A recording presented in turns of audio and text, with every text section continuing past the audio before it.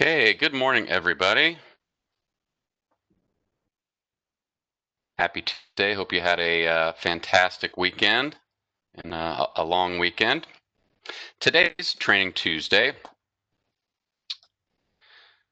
We're going to be talking about just a reminder that we have our BidBuy monthly training tomorrow on Wednesday, as well as our BidBuy activity. We're going to walk through renewals. We had a request to do some training on renewals, and we'll specifically be talking about the BidBuy piece of that. And then we'll get to our fun fact of the day. Okay, so just a reminder, we are going to have BidBuy monthly trainings. Will now be the second Wednesday of each month. So tomorrow, Wednesday, October 14th. We do have a specific agenda that we'll stick to, so that way folks can know what to expect as they're planning out their day. As well as if you don't want to join us for the entire day, that is certainly okay. We'd love to have you for all the sessions, but if you can't make it, please feel free to join us. 9:30 we'll do introduction, overview, general navigation in the system. Take a small break. 10:45 we'll do small purchase under $10,000, since that's a different process than any of our other procurements that are over $10,000. We'll take a break, come back for after lunch. 1 p.m. do small purchase $10,000 over. Take another break, and then do release soft masters at 2:30. So we invite everyone to be there. I will send out an email after this call to our APOs and our SPOs just as a reminder. But you can always go back to our training Tuesday, and the slides and the WebEx information is here. You don't have to pre-register or anything like that. That is a common question that we get. Just feel free to join us, and the phone information is down there in the bottom as well. So not a lot of specific information to impart. Like I said, we do have the BidBuy activity. We're going to walk through renewals as requested. So let's go ahead and jump in and do a renewal in BidBuy. Now I will say, normally we do, and anytime we get towards the end of a fiscal year, a lot of agencies utilize renewal that are set on the fiscal year as well as the calendar year. But we also have agencies that are utilizing contracts that potentially are starting November 1st, right? So that's always an option that we want to be able to have there. So there certainly is no, from a procurement standpoint, there is no restriction on when a contract can start in terms of, does it have to be July 1 to June 30th? That is just not the case. So we will be walking through our handy renewal job aid, which you can always find on our BidBuy training resources page from the CPO GS website. So I always, any chance I get, I let everybody know, just make that a favorite in your browser, because if you are in BidBuy, we always want you to go back to the latest job aids, okay? So from a renewal standpoint in BidBuy, what we do is we are going to be creating a requisition. It goes to bid to publicly post it, because the procurement code says that we must publicly post any renewal options. We will do the renewal bid tab, because that interfaces with the PPB clearinghouse. But however, we are not going to convert that bid to a purchase order. We actually go back to the original purchase order from the original legacy contract and change order to that PO. And the reason that we do that is so that we don't have multiple POs with multiple numbers. We only go back to that original PO, and that is the procurement file. So we'll do renewal requisition, renewal bid to publicly post it, renewal bid tab, where we actually can interface with the PPB clearinghouse. Then we go back to the original PO and do a change order to attach some of that documentation. Okay? So I'm just going to back and forth between my tabs here, and first thing we're going to do is we're going to be creating a new requisition document. We click on that plus sign to the right of the BidBuy logo. The other option is you could clone the original requisition that's being renewed, and it really just keeps you from having to put in a couple of fields. So I'm going to go with the option that I'm going to create a brand new requisition. Okay, so I go into, I've already logged into BidBuy, the plus sign. We're going to create a requisition from scratch. Okay, so that short description, we want to make it very clear to any vendor they're not going to be able to bid on this or anything like that. It's just a matter of we have to publicly post it out that we are utilizing a renewal option. Okay, so on our job aid renewal, it says begin with renewal notice. So we can just actually do some copying and pasting in here. We're going to be doing renewal notice. And so what that does is from the very beginning, no matter what, that's going to be the title. Vendors are going to know that this isn't, they're not going to be able to submit for it. We are going to enable rolling enrollment and not allow electronic responses, but we'll get to that so that vendors won't be able to, but it's just clear to know, the vendor's going to know they can't submit a bid to it, as well as when you look at all your bids that are in sent status or in progress, et cetera, you're going to be able to easily recognize which ones are renewals just by the title. Okay, so renewal notice, and then you can put in, whatever that services or what the contract is for. Okay, so I'll just call this renewal notice training. But we want to start out with that renewal notice to make it clear. Department and location will be completed for you already. You have your requisition type. So we have requisition type is open market. The type code, you can select whatever is appropriate, and then we're going to link to that original contract. Okay, so I'm going to requisition type is open market because it's not a release. We're not releasing off of a master contract. Then that opens up our type. And this is just for reporting purposes. You can go back and see how many procurements you did on each one of these type codes. So we'll just say this is a commodity. Your contact information will all be there. And then we have this to link to original contract. Now, you're going to be able to do this at the requisition as well as the bid. You might as well do it at the very beginning just so that way it links to that original PO. So what we do is we select the magnifying glass. It's going to bring up a pop-up. We're going to select our document type, which is a purchase order. So we're going to link to a purchase order, which is the original contract that we are going to be renewing. And then now we have some different options here. So we could, a good tip to know is, and it's easier, there's two different ways to get to it. If you know that PO number, you can go straight to it. That's really easy. But maybe the PO description, you can put in any of these search parameters and still find that original PO. But a good little tip is, if you know exactly which one you're going to be renewing, make a note of what that number is. So 13647 is the one that I just grabbed out of thin air to see if we could renew off that. Okay, so this is you can double check. You can actually hyperlink to it to make sure that that's the one. You can go in and make sure that that's the contract you're going to renew. So you can select that, hit select, and now you can see that, excuse me, now you can see that the purchase order, the original contract, is linked here. So that is there for all eternity. Save and continue. And now we have an open market requisition number, we're in progress, and we can complete the rest of our items per the job aid. So let's touch base on our aid and see what's next. So that's our general tab. The items tab, we're going to actually add one line item for the entire renewal with the estimated cost. So there's no real need to go in if you have multiple line items on that original contract. You don't need to do that. You can just do one line item for the entire renewal. Okay, so we're in the items tab. I'm going to add open market item.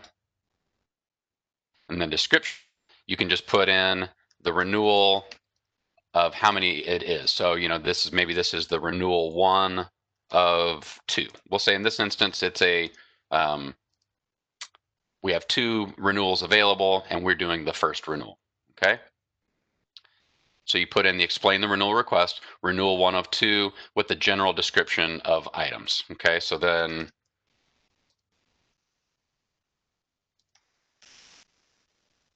put in whatever would be there. And then the quantity is just going to be 1. The unit cost is the estimated cost of what the renewal is. In this case, I don't know, we'll say it's $150,000.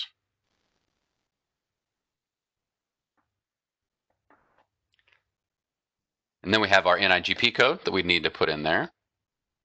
So we can select if you know the NIGP code offhand, so if you can just type it in. You can type it in, you can use the drop down here, or you can search for it. So you'd want to utilize the same NIGP code that was on the original procurement. So that way there's some consistency there. So you can do that by going back to that original PO, because a link now too, so you can always go back and figure out exactly what NIGP code was there. Because of what's going to happen here is when we're adding our vendors, we need to notify the same vendors that this is being renewed. It's also it's good for the vendors to let a vendor know that, hey, this is going to be for the next year, and it gives the vendors a sense of will the state of Illinois be procuring this anytime in the near future. If this was a renewal that's for another 4 years, that vendor knows, hey, I'm not going to be able to bid on this thing again for at least 4 years. However, it's a 1-year renewal, then maybe it's just uh, something that's helpful for the vendor community. Okay, so we put in our NIGP code. We'll just kind of click in what I had here before. Save and exit. So we don't need to add any more line items. We have line items there. Vendors, we're actually going to skip vendors for right now because we're going to add them later at the bidder stage. So let's touch base with our job aid here. Vendors will be added at the bid stage in the bidders tab. Next is our address tab, which should be already completed for you. If you did need to change that for any reason, you can go in there. Accounting. So most of our accounting, whenever we do these trainings, they are not applicable to our special account code. However, today we're actually doing renewals, so we get to use a different type code here, or a different account code. So we add our account codes, we select the magnifying glass, we select find it, which brings up all of our options. Let me make that pop up a little bigger. So like I said, we are going to select renewals and then hit select. And then per our job aid, we always hit based on percentages and then rebuild for all items. Say based on percentages. That takes it's saving 100% of all of this under that renewal type code. And then we rebuild for all items. It takes that renewal account code and applies it to all of our items at the line item level, which really, that's what drives all of our approval paths. So now, once we submit for approval, the renewal approval path will be triggered. Okay, so remember, just as a reminder, that's how our accounting codes work. If you select not applicable or sole source, it'll route through that proper approval path that way. So at this point, this is going to hit the renewal approval path set up for your agency. Okay, routing we don't utilize yet at this point. Attachments. Now let's go back and take a look at what we would need to be attaching at this stage. So we just did our accounting tab.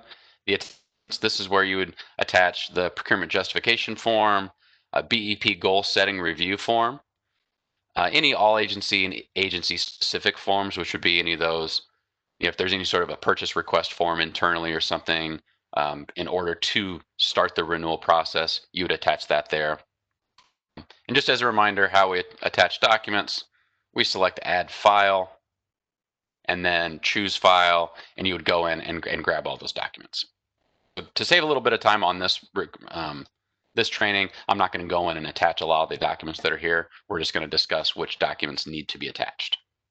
Okay, so after we attach our documents, we're going to submit for approval in the summary tab. Okay, you do have notes and reminders there that you can utilize if you need. Summary. We do have the no recommended vendor validation warning. That's absolutely correct because we haven't added any vendors yet. We'll do that at the bid stage. So submit for approval. It'll route through the proper approval paths. Since we're in train, we can automatically approve. We won't get to do that in the real world. At this point, this will change to, our steps will change to ready for purchasing, which is important there. So now that means as a requester, I received an email that's approved. Now I can go in and convert this to bid. So that ready for purchasing status means that it's ready to do something. Another option, what's going to happen to give you more of a real world feel, I guess, is let's go back to the home screen, because obviously you're going to be doing other things while it's routing through the approval process. That requisition ready for purchasing is going to live in our action item boxes at the top.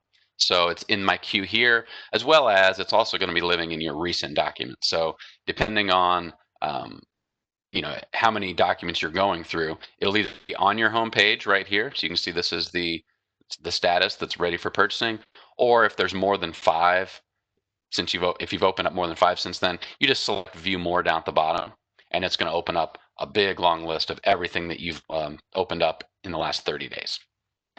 So you could go for this requisitions ready for purchasing. This is listed there as well. So I'll go back to our rec. We're going to convert this to bid. Convert to bid at the very bottom. We make sure we do not select convert to PO, because remember, we're going to just go back and do all of our other activities on the original PO. We are not going to be converting this to PO. We convert to bid. Are you sure you want to convert to bid? Yes. Okay, so now we're going to have a hyperlink that's going to go to our bid. Now we can process the bid and publish it out to the public. Okay, so now we'll go to our bid. And we're going to see all of our validation errors that are here. And we're going to go in and fix some of those errors. So we'll go back to the General tab and walk through everything needed per our job aid. So let's touch base on our job aid. Just as a reminder, so this is to post the renewal notice to the public. It's not requesting a bid from the public. So we converted to bid, and we're going to add some additional information here. Okay. Short description, begin with renewal notice, just in case that didn't get taken care of earlier. You have a chance to do this, the bid in progress, and we're going to select the type code is the renewal. We're going to uncheck allow electronic response, right? Because we don't want to allow vendors to submit anything. If they try to submit, they get an error. The bid available is going to be now. We're going to enable rolling enrollment. And what that does is it allows you to go ahead and immediately go in and do bid tab, open up the bid, do all the bid tab information, and just really kind of work through all this. And you have to wait 14 days. So the bid opening date, you're going to allow for approvals and the required 14-day public posting period.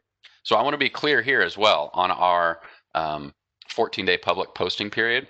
This question comes up quite a bit on renewals specifically. It does need to be posted publicly for 14 days.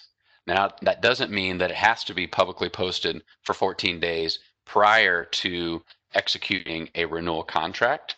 Now, also going to have a couple other things that are going to need to be involved if it's over $250,000, and we can get to that and we can discuss that if you have those questions. But let's say on the instance that we're talking about today, it's a $150,000 renewal.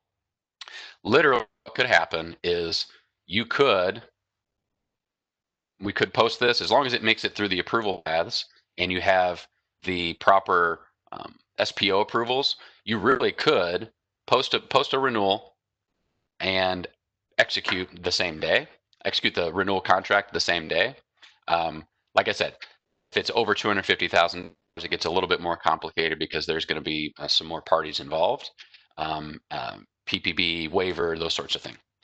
But on this case, you can. So there's been a miscommunication, or sometimes there's just a question involved, because most contracts we say, you have to have that 14-day public posting period, and that public posting period overlaps with the 14-day protest period. So, however, on renewals not being protested, it's just a matter of it needs to be publicly posted for 14 days. Okay, so let me know if that's unclear or if you ever have any questions regarding that. So in this case, we have to allow for the 14-day public, and it needs to be posted for 14 days. Let's see. Oh, a great point. And do them ahead of schedule. Yeah, that's no reason to wait. So there's also there's no reason to wait. You can execute and publicly post. You can do all of these renewals early as well. So you sort of have to wait up until the very very end of that contract in order to, if you know you're going to utilize that renewal option, you can go ahead and do those renewals early, okay? And just kind of get it out of the way, and then that renewal will still start on, the specific date that the contract does say. But that's a great point. Question: for 14-day posting period, does that include change order notices that don't need to wait for full execution? So the change order notices.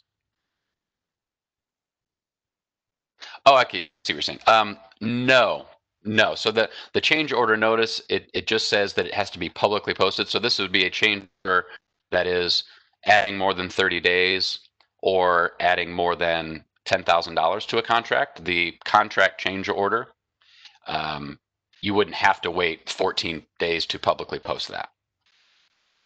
Okay, so let's go back in and add some of our information here on our general tab. So we are going to uncheck the allow electronic, right?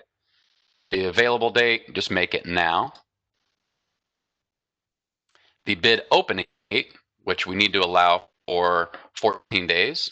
You want to make sure you allow, you can always put in more here because it just needs to be at least 14 days publicly posted, but you want to make sure that it gets through the proper approval path. So in this case, I could say even the 30th.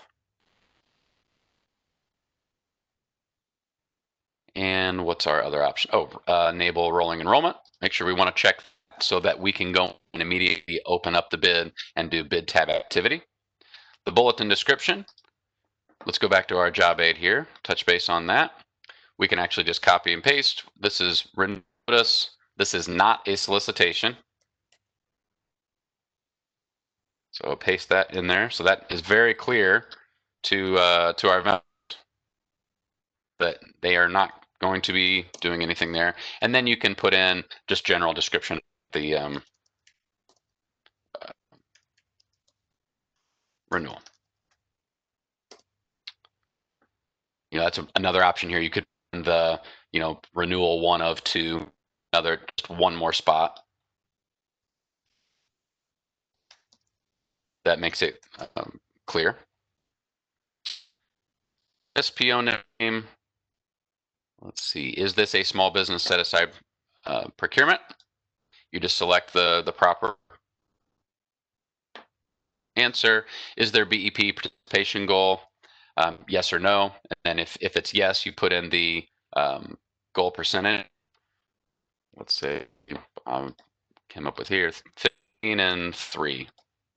We already have our link to the original contract. Now, if this wasn't done prior to getting to bid, so if it wasn't done at the requisition, make sure that that's done here, and that's also on our BidBuy, our job aid here. So link to the original contract, if not already done at the rec.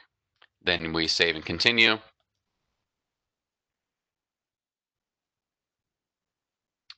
Oh, what I missed? Oh, the type code. Of course, sorry. See, I like that about the BidBuy. It's not going to let me move past if I had a required field. So that first type code I missed is renewal. Once again, that's great for reporting purposes, so you can always report off of those type codes. And now I'll save and continue. Okay, we already have our items, the address. We've already done accounting. We get to attachments. Now this is where we'll have some more attachments. At this point, like I said, I'm not going to walk through all of our, I'm not going to attach everything in here just for time's sake, since this is a little bit a longer of a training whenever we do a procurement method like this. But let's just talk about it real quick. So our attachments that will be here attached will be an unsigned notice of award, so that the SPO can take the unsigned notice of award, download it, sign, and then they're going to submit or attach it as a bid amendment just after we post here. Controller offset would be attached. So all these things that essentially if you're looking at it from an SPO standpoint, they're going to need these documents in order to make the award. So that's why some of these documents that would be attached at the bid tab on a regular IFB or RFP, for instance, are going to be attached at the bid for a renewal. Because as an SPO, I can't really approve the procurement method without some of these things. So it just gets it kind of out of the way earlier, and that way you can immediately go into your bid tab and move through the system a little bit quicker at that point. So the unsigned notice of award, the comptroller offset, the if it was over $250,000, there'd be those PPB questions. And then you're going to have three options here. So Forms A, vendors can't complete a brand new Forms A, or Forms B with the IPG printouts, including that ownership form, or they can utilize a certificate of no change. So that certificate of no change is on our CPOGS website in the procurement resources library. And all that is just one page where the vendor is signing saying, no, nothing has changed from our last, Forms A we did a couple years ago, or Forms B, nothing has changed. So it's not all of these. It's just Forms A or Forms B or certificate of no change. Okay, and that certificate of no change gets used quite a bit on renewals. If it's appropriate. Now, if there are changes that have been made, that form talks about what needs to happen there as well. Okay, conflict of interest review form, if it's applicable, the draft or a vendor signed renewal document. It could be either at this point. Any approved goal setting forms and any all agency and agency specific forms, as well as communications for the file. So, we're going to have, there will be emails, there will be communications regarding renewals, and those need to be in the file. Where are the job aids again? Please give the link. No problem. I'll definitely, let's see. I'll throw them into the chat real quick. Oh, that's not the right one. Sorry. BidBuy training resources.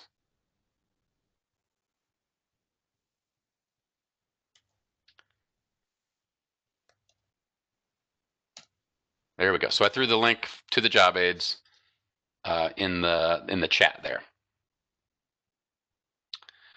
Okay, so we have those attachments, right? Walk through all those attachments, communications. Now we're going to add our bidders.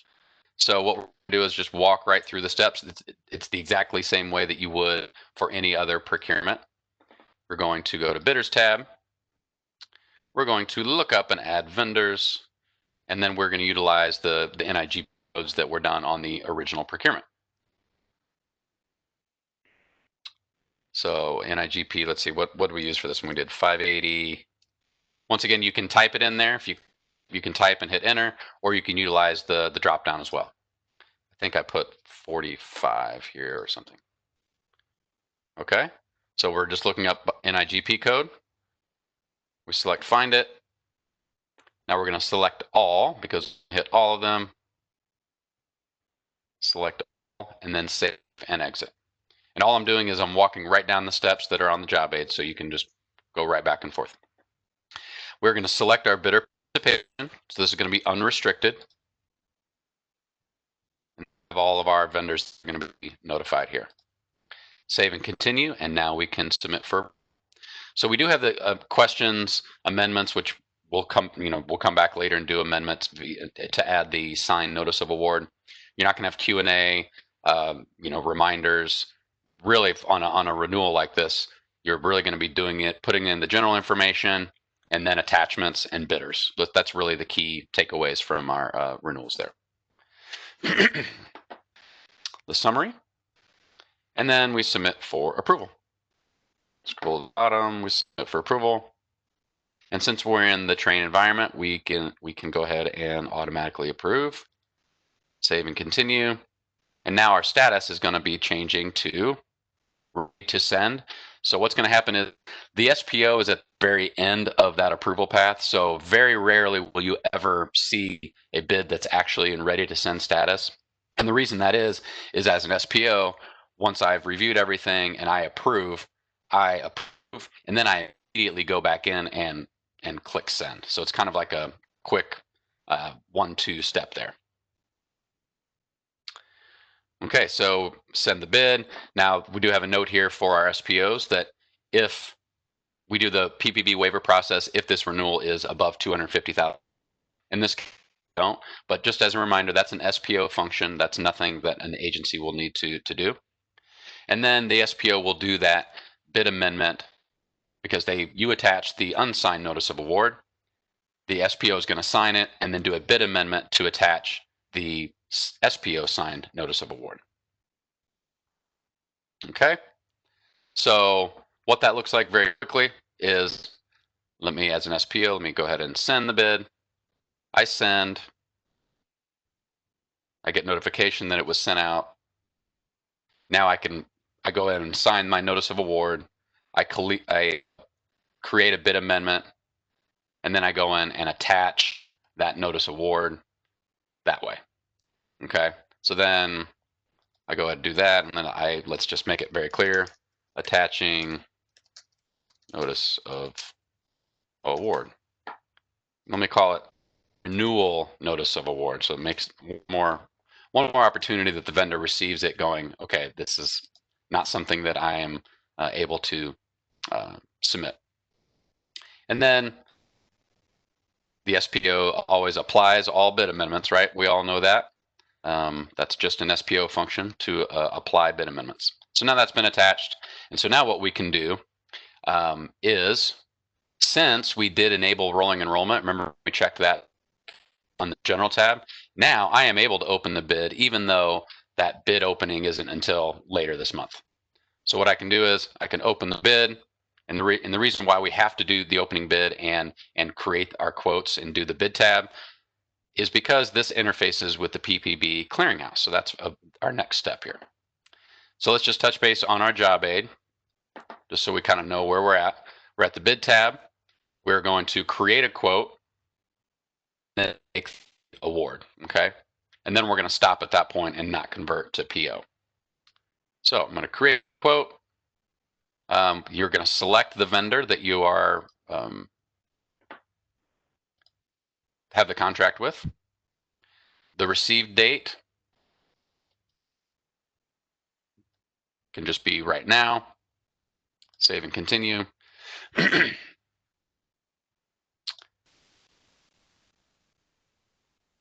The items is just going to be whatever the cost, and so you're going to go back to that original contract because your renewal items will already be set up, or the renewal amount, I should say.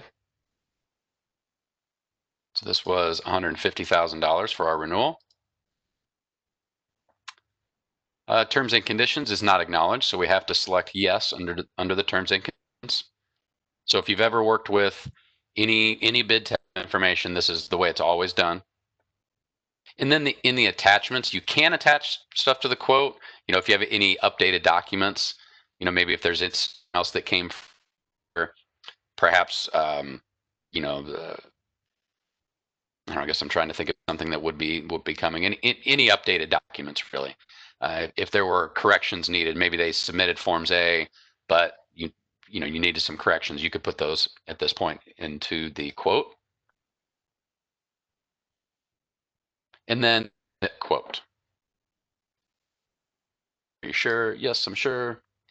Just as a reminder, I'm really just walking right through these steps on our job aid. Okay, so now we're going to go back to the bid. We're going to go to the bid tab, items tab, select that vendor, and then it's going to route for approvals once we submit. Okay, so I go back to bid.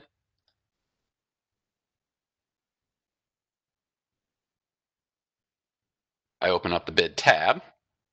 And so in the items tab of the bid tab is where we select that vendor for award. Select the box, or you can just select award all, either way. And it gives a pop-up, are you sure? Yes, I'm sure. Now we submit for approval. So it's going to route through the approvals one more time at our bid tab, just per usual. Since we're in the training environment, we get to automatically approve. And then now that's going to be done. So rather than, see, we can create a PO here like you normally would if this was just an initial procurement. We do not want to do that. We've got it highlighted here, stop here, do not convert to PO. We want to go back to the original PO and do a change order to update the information. So that way our PO, and we have all the information and all the documents there. Okay, so we'll go back home. go back to that original PO and create a change order. So, you can either use the advanced search to search for it, or it's probably going to be living in your recent documents if you have gone back and forth at all to look at the information. So I'm going to go back to my original PO here, and we're going to create a change order. Well, it looks like there's one that's in progress. Sorry about that. If there's one in progress, I'm going to go ahead and just delete that. I can create a new one. So what you do, you go to change order, create change order, right? So I'm going to go back to my job aid. I'm going to create change order. And then we're going to go and update fields regarding our renewal options. So I create change order. And now we go into our general tab, and now we can update those fields that need to be updated. Okay, so I'll go back to my job aid. The contract begin date, you're not going to change. The number of renewals, you can reduce as appropriate. If you're utilizing those fields for your renewals, they're not required fields. They can be very helpful for your agency to be able to look up and see quickly if you're running reports off of how many of those renewals, maybe from a higher level standpoint, those fields can be very helpful. But I just caution you that when you run reports off of these, number of renewal terms, number of renewals that are available, that's not going to trump, if that's wrong, that's not going to trump what's in the actual contract. Okay, so you have to be able to have renewal options available in the actual contract. You're not going to be able to just look at bid and go, well, BidBuy says I have 2 more renewal options remaining. We can go ahead and we're going to be fine for this need over the next several years. That's not always going to be the case. So make sure that you are utilizing and going back at that original contract. But however, those fields are there, and it can be a handy tool for you. So we're not changing the actual contract begin date, but we're going to say the number of renewals. If this had said 2, now it's going to be 1. Fiscal year of obligation is now changing. Actual contract. So we would just utilize what's happening there for your end date. You'd update that. Renewal term units. Number of units in one renewal. So it's going to be, one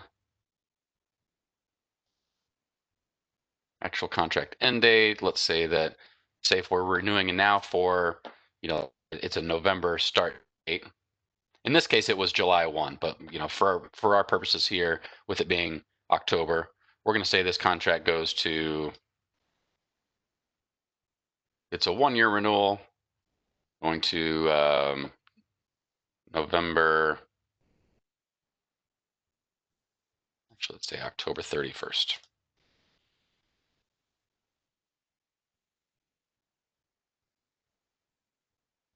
For 1-year renewal, the next renewal start date would be November 1 of 2021.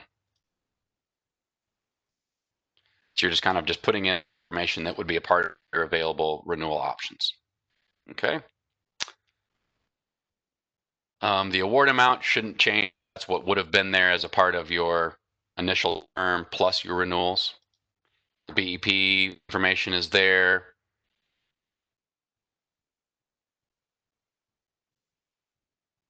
Really, any of these other renewal bid available date, P vendor number, are you utilizing an active registered small business? Is this renewal with a small business vendor? You can always go back and take a look at that in the vendor ID for your vendor. In this case, it's not. And then we would need to up full SAP contract value, because remember the difference between the award amount and the SAP contract value is different. So at this point, the full SAP contract value would be the $150,000, because we're done with our initial term that was $500, and we're adding $150,000. Because originally that full SAP contract value would be for the initial term. Okay, so that's really our documents that need to be there. or sorry, our changes that need to be in the general tab. Items, you won't need to really do anything other than potentially zeroing out. If there are items on there that you're not being renewed, so I'm not sure if this is going to be very prevalent or not, you will add not valid for ordering, and you're going to zero out the item unit cost, the quantity, any discounts, those sorts of things. For items that will be renewed, you just update it for what it's going to be worth there. So in this case, we open up our item. This is renewal 1 of 2, and then the description of what that is. And this line item is going to be $150,000. Okay, save and exit. So really all we're doing, just the overarching process here is we're going back and we're doing a change order to update it to now it's to just have the renewal terms. Subcontractors we don't utilize. Address doesn't need to change. Accounting has already been done. Attachments. Now this is where you're going to attach the signed renewal document, published renewal NOA, right? So those are actually going to be living in two different places. So it'll be a part of that bid that we published, but it's also going to be here because this is going to be that final procurement file. So you attach the vendor signed renewal, and then you attach that notice of award that was published. Okay. Can you show again the notice of award section in general tab? Yes. So back in that general tab, now remember, we're on the original PO, and that original PO, when I go back to the notice of award section, let's see, the award amount. Okay, so we have a note here. The award amount is including initial term plus renewals. So you can say in our option here, in our example here, it's $650,000. So the initial term was, let's say, initial term was $500,000. The renewal term is $150,000. The award amount, you don't need to change that because when we did the award a few years ago, that included all of that renewal amount. The difference is the full SAP contract value is different. So that's the difference between those two fields. That SAP contract value is just for whatever term we're in right now. So when we did the initial term, that full SAP contract value was for $500,000. When it's for the renewal, you do just the renewal amount.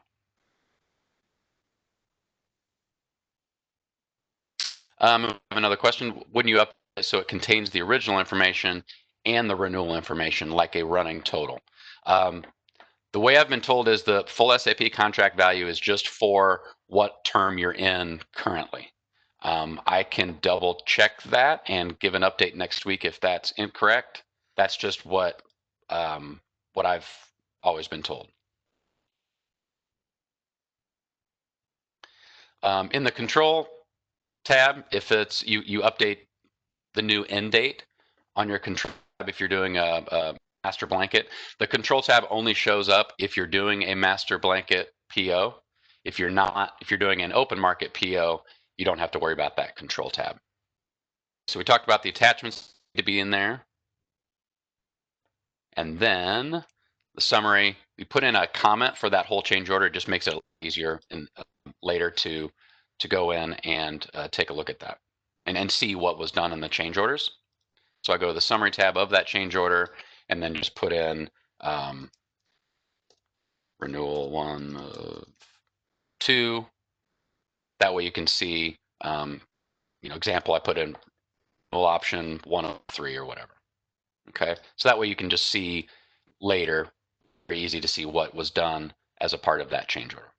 Okay, then we submit that change order for approval.